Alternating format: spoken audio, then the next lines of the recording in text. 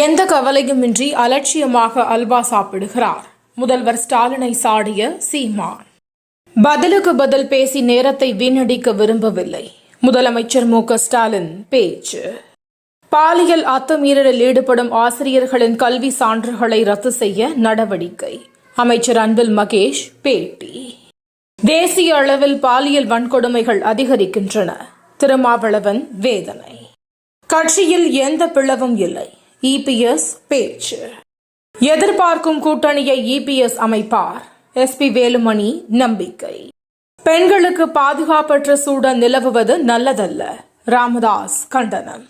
மேலும் 487 இந்தியர்களை வெளியேற்றும் அமெரிக்கா மத்திய வெளியுறவுத்துறை தகவல்.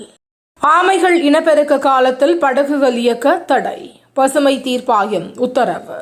மசோதா விவகாரத்தில் கவர்னர் முட்டுக்கட்டையாக இருக்க முடியாது உச்சநீதிமன்றம் கருத்து. மராட்டிய சட்டசபை தேர்தலில் முறைகேடு ராகுல் காந்தி குற்றச்சாட்டு. மகா கும்பமேளாவில் 40 கோடிக்கும் அதிகமானோர் புனித நீராடல் மத்திய தகவல் மற்றும் ஒலிபரப்பு அமைச்சகம் தகவல். 10ஆம் தேதி பிரான்ஸ் செல்கிறார் பிரதமர் மோடி. செயற்கை நுண்ணறிவு மாநாட்டில் பங்கேற்பு. பாகிஸ்தானில் பாதுகாப்பு படையினர் நடத்திய தாக்குதல் 12 பயங்கரவாதிகள் பலி. தமிழகத்தில் வறண்ட வானிலையே நிலவும் வானிலை மையம் தகவல். தினம் தினம் நடக்கும் முக்கிய நிகழ்வுகளை சுருக்கமாகவும் தெளிவாகவும் தலைப்புச் செய்திகள் வழியே அறிந்து கொள்ள QLN நியூஸ் சேனலை சப்ஸ்கிரைப் செய்யவும்.